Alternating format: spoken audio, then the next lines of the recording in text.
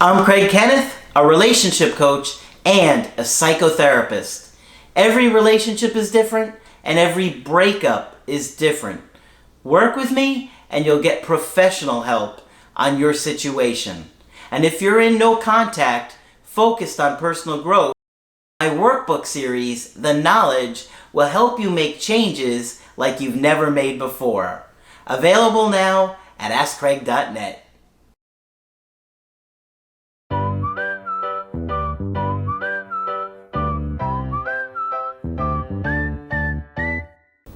Hi there, I'm Coach Craig Kenneth, and in this video I'm going to be talking to you about I ran into my ex and we hooked up. Everybody's like, what? I wish that was me. I wish it was me. Yeah, of course you do, because this doesn't happen very often. Running into your ex and then staying so emotionally centered that you hook up with them that night, it can happen. Okay? One of the things that we don't expect to happen is to run into our ex. But you have to be mentally prepared, because it does happen. And it happens a lot more than you think. I hear it on my calls all the time. Sometimes exes purposely go to places they might see you. Sometimes it's just happenstance, whatever. But you have to be emotionally centered. I always tell you guys you have to do the work. And that's why I have workbooks, the knowledge workbooks, the creative healing course. That's all to get you centered. That way, when you're in front of your ex, you're a lot more likely to stay centered and a lot more likely to act in an attractive way that can get them back. And that's exactly what happens in this email coaching, as you're going to see. Now, I had done a Skype coaching with this woman about a month or so ago, and she's just wanted to refresh my memory in the email, where she said, we had a Skype where I introduced you to my dismissive, avoidant ex. And he had a son in his mid-20s. Now, just to give you a little bit of the backstory, her ex had a child, the son, when he was very young. Okay, he was very, very young. And he was the sole caretaker for the son. So, his son, who is very young, wound up getting his girlfriend pregnant. And he was not happy about it. And he kind of alluded to having a child this young can kind of ruin your life, which I wasn't too happy about, because that's kind of implying that his life was ruined by having his son, and he's telling that to his son, who's kind of doing the same thing that his dad did. Anyway, the dad, I think, was very upset and stressed out and distraught about it, and I think that was a big reason they broke up to begin with. So that's just a little of the backstory, just so you have an idea what I'm talking about here. My ex was triggered and struggled to accept the grandchild when they were born earlier this year. We broke up a few months after the grandchild was born. In our Skype, you said it was for petty reasons and that he would come back. I gave him the breakup. I didn't beg or plead. I focused on myself and went on holidays solo. Took a month off, changed jobs, did therapy and yoga. On day 28 of no contact, he reached out apologizing, but not seeking reconciliation. We exchanged about 6 to 8 messages from the time of late spring to middle of summer, where he did once say yes to dinner, which didn't happen. But as I did the workbooks, I've completed volumes 1 through 6 as of today, I realized he was dismissive avoidant and I needed to go no contact. I have been in no contact from the end of June until last night. What do you think happened? It's in the title. It's a clue. Last night at a bar, we ran into my ex alone around 9 p.m. He came up to me immediately and my friends and bought trays of drinks and shots, including my favorite drink. I used what I've learned via the workbooks and I played it cool. This is what I'm trying to tell you guys. when you really do the work, and yet you could hear that she did, you stay centered even when she was completely ambushed out with friends drinking. She had done the work. She wasn't just watching no contact videos, okay? Those only help you to get through the no contact. But what you've got to be doing in that time is healing your attachment traumas. Because if you don't, she would not have handled this well. She said it. I learned via, she's told you right here, I used what I learned via the workbooks and played it cool. He stayed with us for 3 hours, and we ended up laughing, flirting, and dancing together. My friend said they had never seen him that nervous. Eventually, we left without saying goodbye. Within 15 minutes of me leaving, my phone rang. It was him. He wanted to meet and talk. It's a bit hazy from the tequila shots, but here's what I remember that he said. He felt jealous during the evening at the pub, watching lots of men wanting me. And this is why you have to stay in no contact. Because when people have time away from you, they feel that space, they fear losing you to somebody else. It's just a natural part of human nature, okay?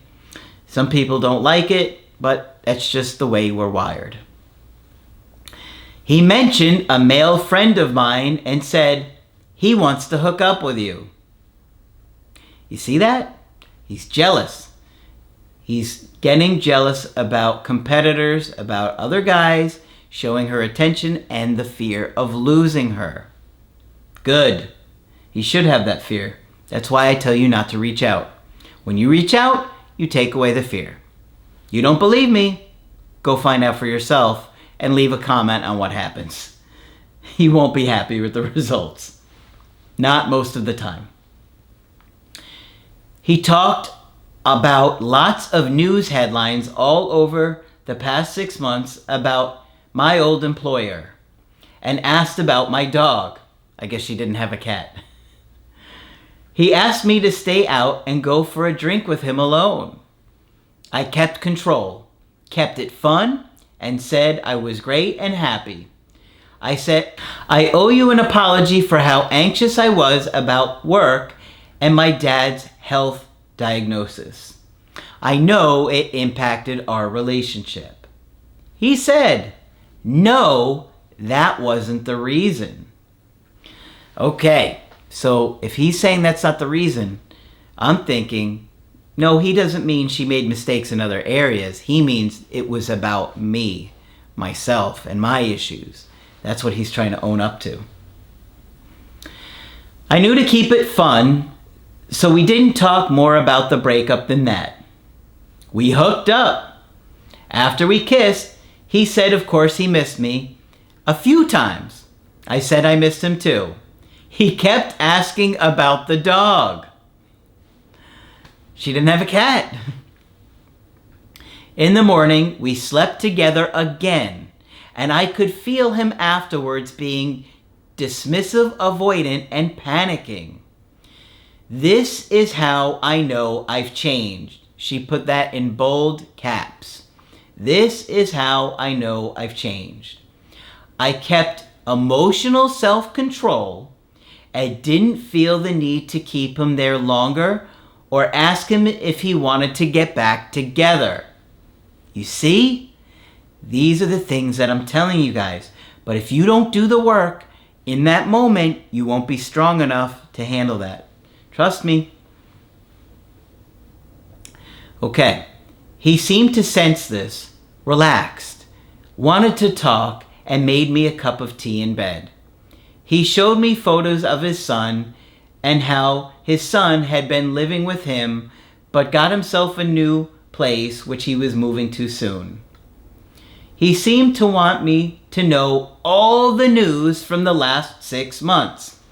What do I tell you guys? I just put out a short recently that said, talking about how exes will come back and what they're dying to tell you, that they come back and tell you all these things. Go check out that short. This is what I'm saying. Exes, when they come back, oftentimes tell you everything, and you're shocked. but this is what they do. He played with the dog, saying over and over again how much he'd missed him. Then he left. I said goodbye, chat soon. Can you help me with a plan on what to do next? Should I let him do 100% of the reach outs and not sleep with him again? I like him to work to get me back / date me. I need to see that he loves me, as I've worked so hard on myself, and I do have a lot of other options 7 months after the breakup. In particular, 2 other guys who seem to be more stable. But I miss him, and I miss his son. Okay, so you can see here all the things that I tell you guys coming to fruition. She did the work, she handled it. Even though she bumped into him after a night of drinking, she still stayed centered. She stuck to the plan that we talked about. She did great. Now, as far as what she should do here, yes, I do think you should let him do the pursuing and the reaching out. He's already anxious about other guys. He knows you have other options, and that's good because you deserve to have other options if somebody doesn't want to be with you. So you've done hard work. Let him fight to get you back. Let him do the reaching out and look to see that he's actually investing and setting real dates, like trying to set a date with you on a Friday when it's Monday or Tuesday. Not waiting till last minute. Because if he waits till last minute, it shows, oh, I don't really want to commit to plans with you. I'll see how I'm feeling in the minute, in the moment. I want to see if anything else pops up or something better comes up. No. When somebody's really into you, they're trying to make set in stone plans because they really want that time with you. So make him do that. Make him work to get you back. As far as sleeping with him again, in this particular situation, I would not. Okay? Because you want him to work to show you that he's truly invested and committed to you again. Not that he's just going to he randomly bumps into you one night and gets to hook up with you without any effort. I mean, I know that it was exciting and you're happy that you did it, and that can help spark and reattract him, but I wouldn't continue to do that in this particular situation. I would make him work to get your attention. Let him set dates. Let him show he's invested. Let him show that he cares. You want to see that he's grown and he's taking responsibility for walking away the first time. If he's going to be honest with you about what happened and how he's sorry and how he's going to make a real effort to change and to show you these changes, that's another story. Because you don't want to get so invested in him again until you see that he can really give you what you're looking for. You've made it through. You've done a lot of hard work and you've got other people that are interested in you. Don't throw those people away for somebody that isn't really going to fight to show you they can commit to you and give you those things that you need or that you're looking for. Because you might wind up leaving somebody who would be a better fit for you for somebody who doesn't really make an effort to be in your life. So take it slow, make him show you, go over the email coaching that I laid out for you and all the plans here and the steps that I went through, because I think it's critical that he does these things to get you back. But I think he's definitely a lot more afraid of losing you after bumping into you than he was prior to that night. And I think this made his interest level go up. And quite honestly, I think you handled yourself really well considering you had been drinking and out and you didn't lose emotional self-control any longer. You stayed centered, and it's clearly helped to at least raise his interest level. I think if you continue to do that, you can get a much better feel if he's a good partner for you in the long run. Okay, so hopefully this one's been helpful to you. Of course, if you want to get my help personally, you can do that on my website, askcraig.net. I do email coaching and I do Skype. You can get my workbooks or my creative healing course only on my website. But that's it for this video. I'm Coach Craig Kenneth, and I will talk with you soon.